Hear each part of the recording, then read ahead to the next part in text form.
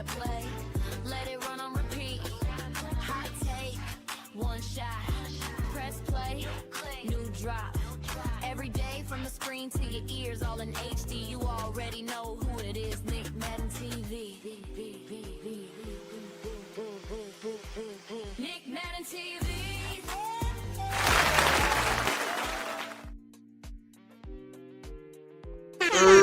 Hey, what's going on, everybody? Welcome back to the NickMaddenTV show and also the Game Changer podcast. You know what I'm saying? I'm NickMaddenTV. Today we're gonna be talking about one of the topics that probably don't get talked much about, but you got slam dunk creativity. But what about the passing? You know what I'm saying? Today I'm here with Trey and Nome G. What's up with it, fellas? What's going on? What's going on? Hey, look, like I said, today we talking about the best passing bag, you know, not the greatest point guard, you know, not the best career, not the most championships, you know, we talking about pure passing. We judging by creativity, the vision, how hard it was for them to make that pass, IQ, flash, you know, you got to have a flash in there, you know, accuracy and the no looks, you know what I'm talking about? So, hey, how y'all feeling today, though? I mean, what y'all got going? What's up with it? Happy 4th of July to everybody, though. Yeah, happy four. Hey, Hey, man. Yeah, man. This is a list right here, man. There's some greats right here that, you know, when it comes to highlights, when it comes to keeping the crowd entertained, and you know, being. I'm pretty sure people who played with these guys, played alongside with them, love their you know, their passing abilities, man. And but for me, hey, Jason Kidd, it's between Jason Kidd and Rondo, man. For me, as overall, for what they did, for the teams that they played on, and the effect that their passing had in the games in which they played, and just the errors that they played in. And to me, just I mean, Jason Williams, man, his entertainment value, though, of what he brought to the game was just so crazy. You know, the elbow pass and my junk there. Yeah, you know, he did on the Kings, and that, you know, those no look passes he had, just, you know, he right up there as well. But man, I think those days on the Nets, those New Jersey Nets days for Jason Kidd, even though he did it everywhere he went, I think his days in which he really went off was those Kenyon Martin, Vince Carter days. You know, Jefferson, you know, those days, man, and those Nets teams, man, he just had so many highlights, so many oops, so many fast breaks. You never know what he's gonna do. You know, if it's like a 3-on-1 break and Jason Kidd's leading the break, it's gonna be something crazy. Like, you know, if he running, you know, the oops, everything. I don't know, did he throw that oop to Gerald Green? When he did the windmill? Yeah, was he didn't throw that, did he? No, I don't think that was him. That was later on. I don't think he was on the Nets no more. I think that was later on, maybe. But I mean, yeah, you know, Rondo, because we know Rondo on those Celtics teams. Without Rondo on that Celtics team, I know like you said, we ain't talking championships, we ain't talking all of that, but it's almost like you got to kind of bring that in a little bit. But, you know, he did so much on those teams, and sometimes he wouldn't even score. Like, you wouldn't even be looking for him to score. I don't even think that the opposing teams would be looking for him to even score the ball, but they still couldn't stop him from making the right pass. He has a crazy oop, like with Kenneth Faried. I don't know if this was high school or if this was like some summer league joint that they got, but it wasn't in the NBA. But he was playing with Kenneth Faried, and it might have been high school even, but I'm not sure. But where he's coming down and Kenneth Faried's by the hoop, and like he's down, he's like on the baseline in the corner three, and it just looks like the play is broken, ain't nothing gonna happen, and he just throw it behind his head. His back completely to the basket, and he just throw it behind his head and throw the oop to Kenneth Faried, just like crazy. Like, damn, that And was Ken Free had that bounce too, though. yeah, You know what I'm Ken saying? Free He was a definitely monster go in to get it. Denver.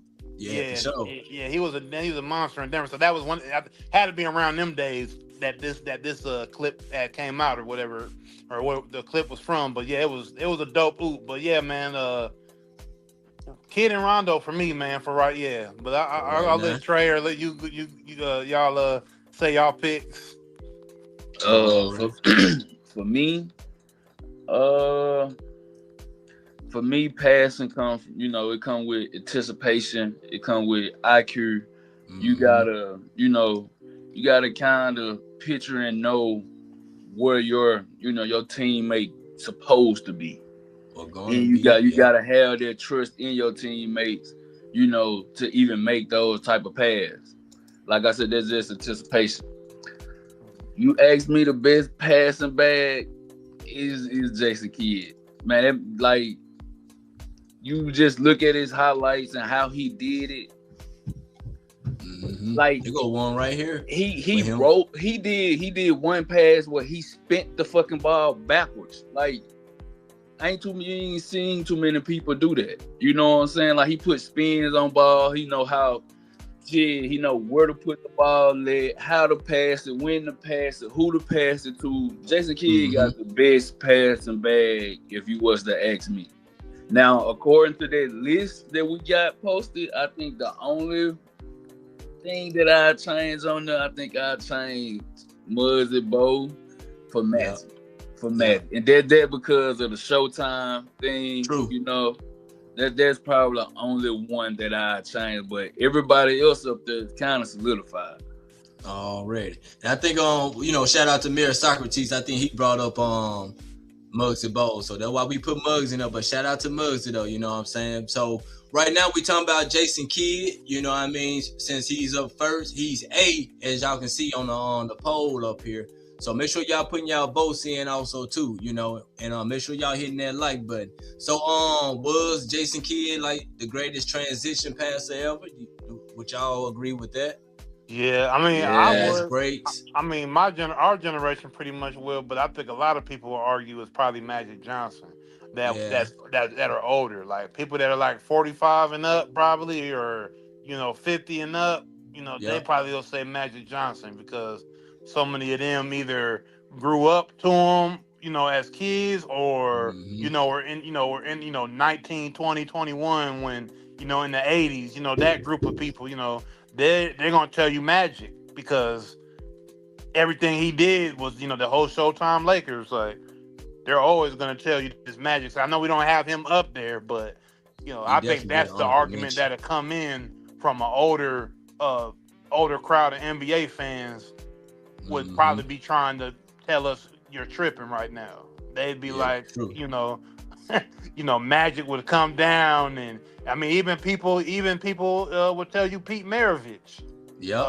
They'd tell you Pete Maravich was the best passer they'd ever seen. If we keep, we're talking to the older generation because of what those guys did for the game. Obviously, everything they did wasn't televised. Everything wasn't on TV back in the day. Wasn't even on radio. Some of these games were just played for people to. So you would have to be there. In attendance. Right. You got to be in attendance. You would have to be in attendance to see some of these games that these guys played. And obviously, you're going to get the plumber comments. Oh, they didn't have the real competition. They weren't athletic.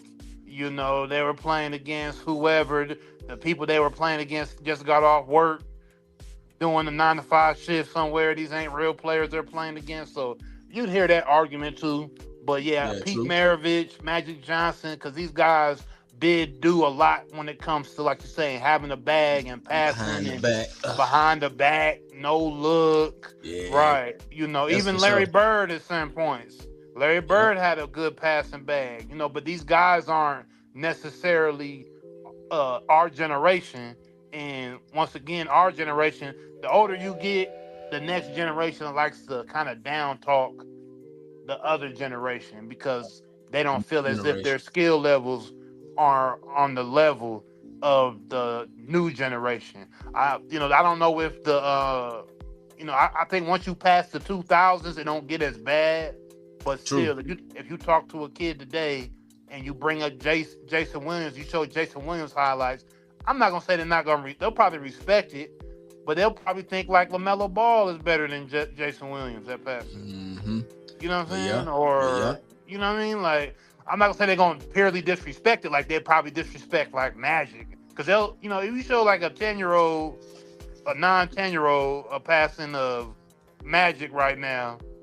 They be like, man, this look old. He look old man out there. Look at his knee pads. They be looking at the graphic, the pixel of it. You know what I'm saying? Because if it look old to them, yeah, of course, that's the first thing gonna come to their mind. Like, I mean, look at it ain't 4K.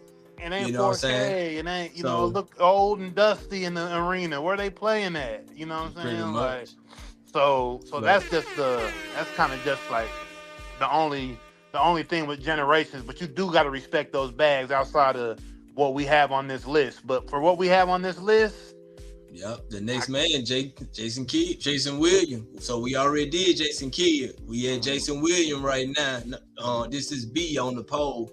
You know what I'm saying? Me, myself, hey, Jason Williams, I like him in transition, how he got that spin too, as we can see right there on the video. You know what I'm saying? And precise, you know what I'm saying, accuracy, you know what I'm saying? And then with the elbow pass, the no look, the manipulation, you know what I'm saying, I took pretty much all that from his game though, you know. So how y'all feel about Jason Williams, white chocolate? White chocolate was something different. Like the way that he played the game was, if you want to be real, it was the new age way. Like he playing like the niggas playing today. That's how he played, you know. And I think if you know, besides the graphic, if you was to show, you know, a teenager a J Will, you know, highlight compilation, I think they'll become a fan. Yeah, they'll become a fan. But if you was to show them a Magic Johnson, a John Stockton, or somebody like that, like I don't think that they really rock with it. You know, it's just the style of play. Like Magic probably can pass because of Showtime Lakers and, you know, the transition, but just the flashy and, like you said, the accuracy and how J Will made it look fun. Exactly. He made it look fun. So, like, if you know you were to show a team of J Will, I think they'll become a real big fan. True. Cause in the way, and then for us, our age, you know, this came out around by the N1 times. You know what I'm saying? So being able to see all this on the basketball court, like, hey, he doing what we'll do at the playground. You know, he take chances with his passes though. And this was one of my favorite. Well, I ain't gonna say favorite teams, but I definitely was rooting for the Kings when him and Chris Webber was teamed up and all though. Yeah, so, Peja and yeah, for me, like, you want to get the professor from N1. You want to get a lot of the stuff that you see today with a lot of these YouTubers and them doing tricks and drill. You know, the whole evolution of what basketball is today with content creating and tricks and all that. A lot of it came from Jason Williams able to play the street ball style in the NBA. He does have a part in it, even though we know he took it from the brothers on the court. You know, hence his nickname, White Chocolate, you know, and it was dope to see Rayful Austin, you know, actually make it into the league as well there from N1 and show that street ball style of play into the league. But for you know, for him, for Jason Williams, man, his game is always going to be engraved in the game of basketball because of how he played the game with his passing and the entertainment aspect of it. He probably the most. He might be the most entertaining out of all of them, right next to Jason Kidd. He almost damn near slighting Jason Kidd almost. An entertainment aspect. He might not have made as many passes and assists, and not the longevity might not be there, but still, like, his game was just so cold that he's always going to be looked at one of the greatest passers of all time. Yeah, that's where I see it too, though. I mean, Jason White Chocolate, one of my favorite players of all time, though. You know what I'm saying? So, all right, let's go into the next guy. We got Steve Nash. Now, we definitely remember him from his Suns days. You know what I'm saying? That's when him and Amari Stoudemire really was putting on though, you know what I'm saying? And him, even with the soccer footwork with the ball, you know, he can put it up there. How y'all feel about Steve Nash? I feel like Steve Nash more of a traditional point guard. He more of an IQ based point guard, you know. He had some flashes, had some flashy passes, but he's more of a IQ curator. He's a real deal. Like, he curate offense. Mm-hmm. That's what I think of Steve Nash. He's a traditional point guard. Yeah, I'll say, I mean, we, two-time MVP, and that was for a reason. I think mostly for more of his scoring than his passing. Yes, his passing was a key aspect to his game, but his three ball, his jumper, I think that was more, him being faster than everybody on the court at certain times, being able to get to the basket. But his passing obviously was right there. But I think him and Mari's chemistry made his passing, that elite. All those oops he would throw to Amari in the paint, and even getting the Matrix, getting Sean Marion involved there. Another underrated player in the NBA history of March, Sean Marion. So he had a great run there in Phoenix, man, and his passing had a lot to do with it. I just don't think he's controlling the offense and pushing the pace with him. Yeah, I just don't think he was as elite as these other guys on the passing side. Yeah. But maybe, obviously, I know we're just talking about passing, but he's a little bit more elite in other aspects of the game than other guys on this list, other than the passing. But don't get me wrong, he's a two-time MVP, even though I think that second MVP go to Kobe, but that's another story. Everybody said the second MVP belonged to Kobe, and I agree. But but they gave it to Nash. But yeah, they swiped Kobe for that one. Yeah, but yeah. So Steve Nash wanted a blur, you know what I'm saying, pure point guard, as y'all saying things too though. But yeah, though, like you said, I don't think he was just as flashy as White Chocolate, and I mean, him and J Kidd probably can go run toe to toe in that transition though, you know what I'm saying? Yeah, that's what I'm saying. I'm not trying to knock it. I guess somebody got to be behind the other one. So true. Make sure y'all putting y'all y'all picks in that poll down there. Who has the best passing bag?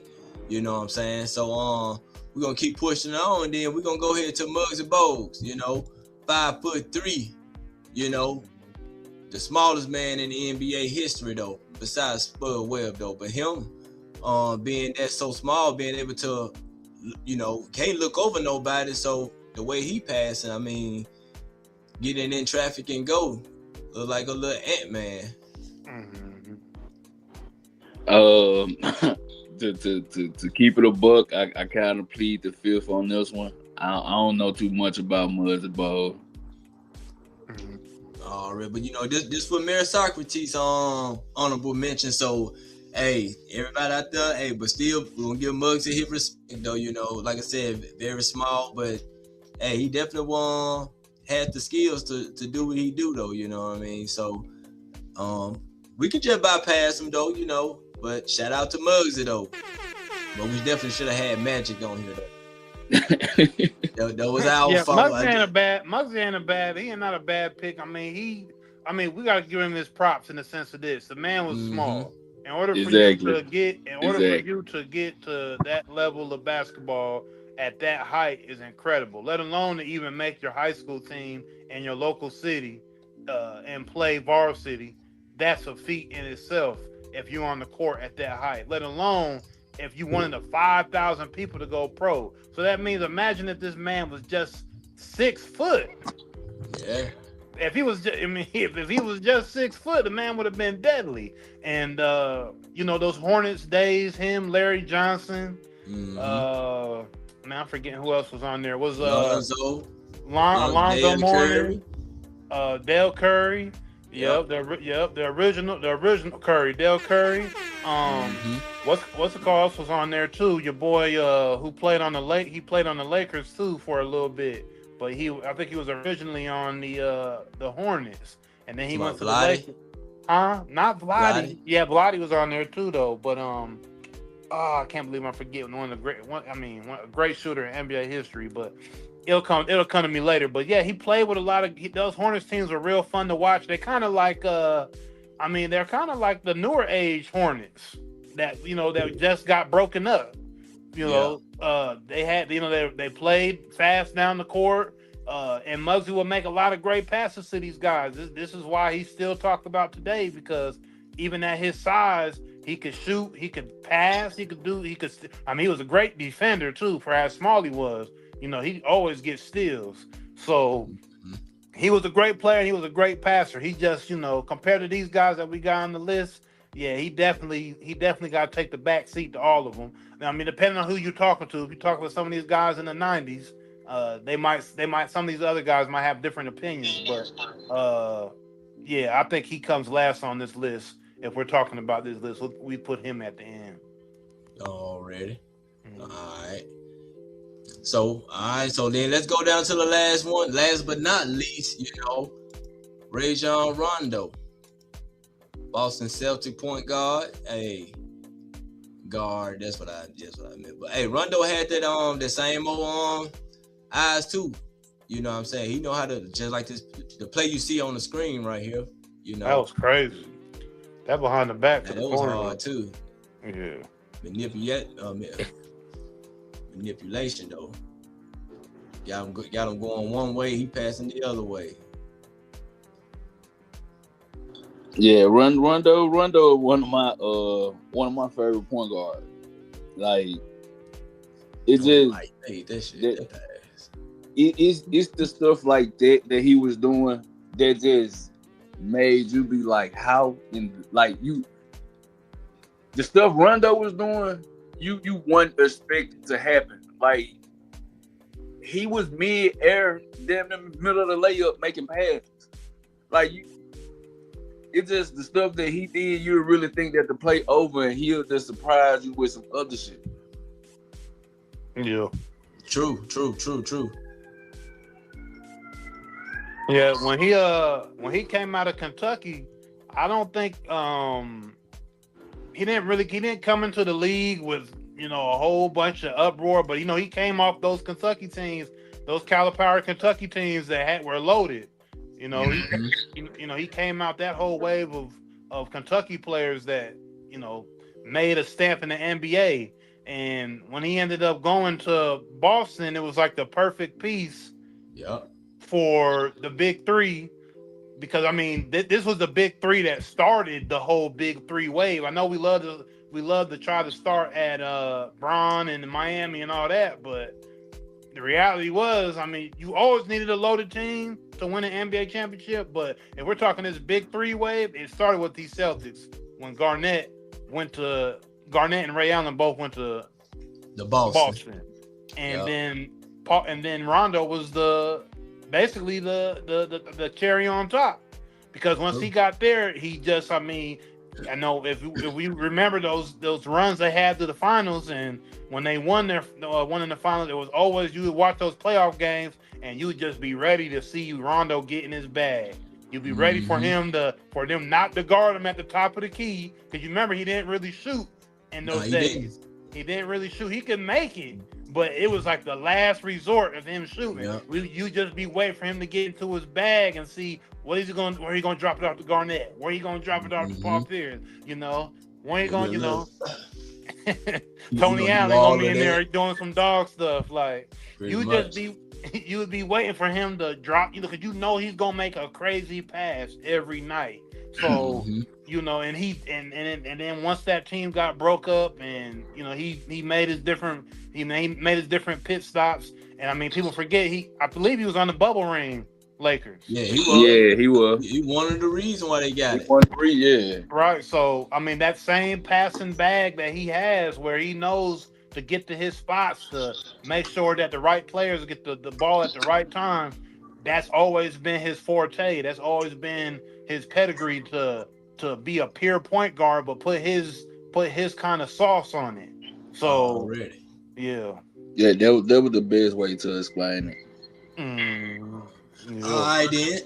So we're gonna go through the segment on some quick questions and things like that. All I just need is one name, one answer. Hey, whoever you think, you know what I mean. So out of this list, which passer would average the most assists today?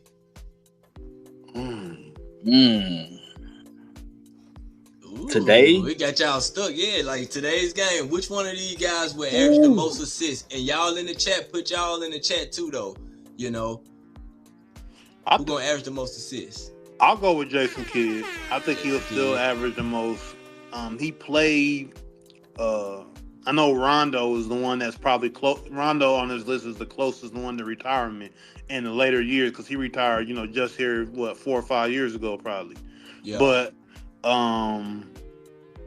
if you give me a younger Jason Kidd throughout his, I think he would be able to with the floor with everybody shooting threes, and I think it'd be just as easy for him to average a whole bunch of assists, in my opinion. I'll go with Jason Kidd.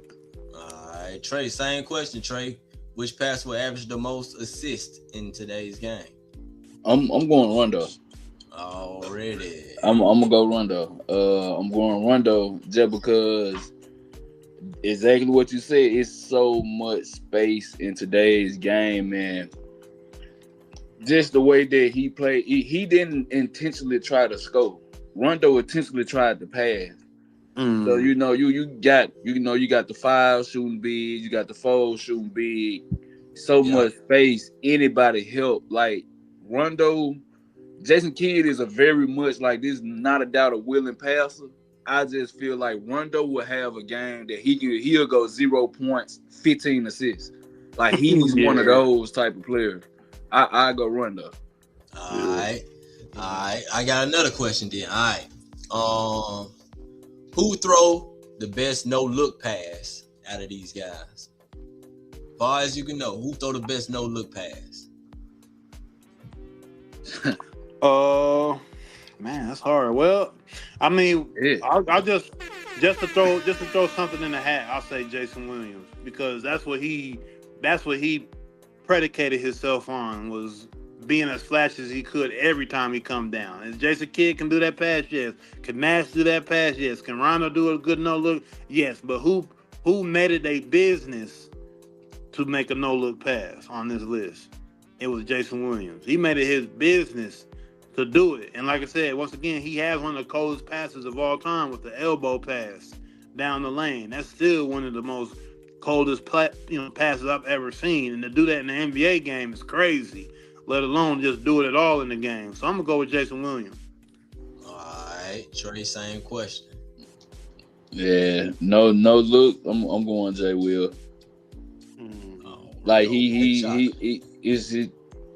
like I said, it's the attention. Like he every pass he damn near look away just on purpose. Like I think it was just built for him to do. Like he was just doing it just to do it. Yeah. All right. Matter of fact, let us know what y'all think also too down there in the comments though. You know what I'm saying? What else we got? Hey, yes or no question then. Jason Williams had the deepest bag? No.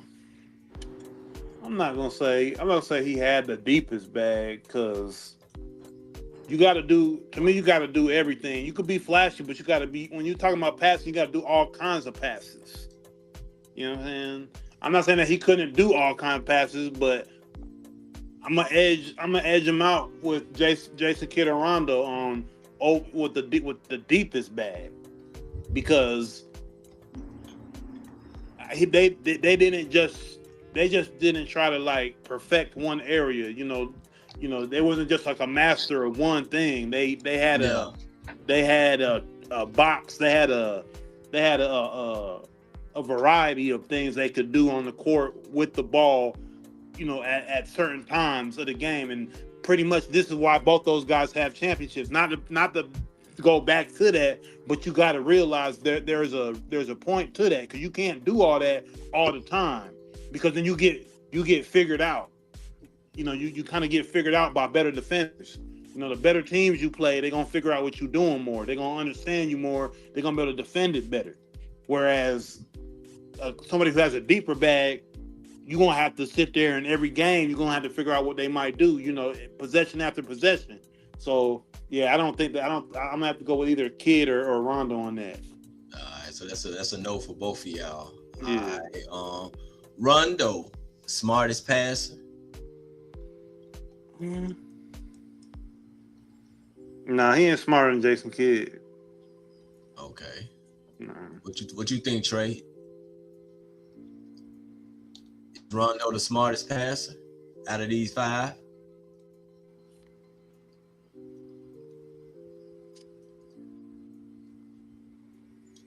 Trey, you on mute too, though. If you was oh shit, I'm over here talking. My bad. Yeah. I'm gonna go. Yeah, I'm going Rondo. Like it's the manipulation factor. Like Rondo manipulated so much.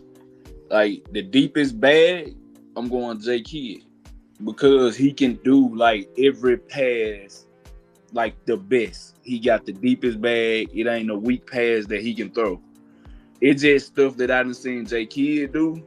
I haven't seen Rondo do. Like I said, like to put the spin on the ball, to make it go different ways on a fast break. You throwing the ball 3/4 court with a spin. You know what I'm saying? Like I done seen J Kidd do that. I never seen Rondo do that. So just the manipulation, I'm gonna give this category to Rondo, but the deepest bag, I'm going J Kidd. Already. Shout out to City No Pit up in comment. He said Pistol Pete, Magic Johnson, LeBron James, etc. I know we left some of those guys off already, but shout out to y'all. And he also said Jason Kidd over Rondo. So okay then. Well, hey, let's get on down to our little final minute. I mean, what guy you pick? You got 30 seconds to say what guy you pick, and we'll reveal the winner later on. I guess if it's only us 3, you know what I'm saying, I guess I can put a bid in, or better yet, we might have a tie. So let's start with Trey. Trey, out of these 5 guys, who you got for the best passing bag? Get your 30 seconds rolling. Best passing bag, I'm going J Kidd. J Kidd, he's cerebral with, the thinking of the game, the IQ, the anticipation, just making everybody around him better. J Kidd is pretty much he one of them top 1 to 3 best point guards ever. Like I'm going J Kidd, the best bag. All right then. Nome G. Let's get your take, y'all. Your 30 seconds. All right. Well, yeah. Hey, man, you might as well just go ahead and keep that graphic up there, because I'm going with Jason Kidd too. I think he just overall, from the beginning to the end, when he came in the league as a Maverick and he left as a Maverick, I think he did the best passing that you could see from almost any player that we have on this list, and he just solidified what it was to be a great passer. Already. All right. Well, to me on this list, I think I'm gonna probably go with my favorite though, man, is White Chocolate.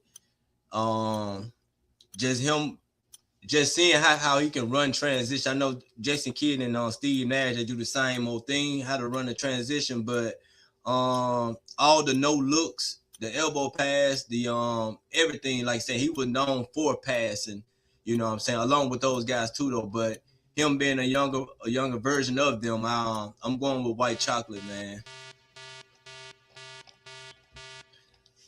All right, y'all down there in the comments, go ahead and put who y'all best passing bag belongs to though. You know what I'm saying? Anything else before we leave out, or what we got coming up? Hey, man, just keep Keep your eyes on NickMaddenTV, Game Changers. Got all these crazy trades. I'm still trying to see where Bron going. And we got some NBA Summer League also going on right now. And obviously that NFL coming up too. By the time you blink your eyes, preseason to be on. True. I definitely got something planned for the NFL. I got it's either gonna be called Rival Talk, where we get 4 fans from each team, and we'll go around the table and debate, you know what I'm saying, which team is the best in a division, you know, let them have it out. So hey, if you got we're gonna start with the NFC North. We know a 49er fan already, so we need 3 more, you know, so we can go and get this debate going on. What you got for him, Trey? Man, everybody happy 4th of July. Everybody stay safe. Try to stay hydrated. You know, 4th of July is one of them crazy holidays where, you know, these motherfuckers turn fireworks to gunshots. So everybody try to stay safe, you know, enjoy family. And man, it was a great show. I liked it. I liked this. Already. All right. So same thing Trey said. Make sure y'all be safe out there. This been NickMaddenTV, the Game Changer Podcast also. We'll catch y'all on the next one. Peace.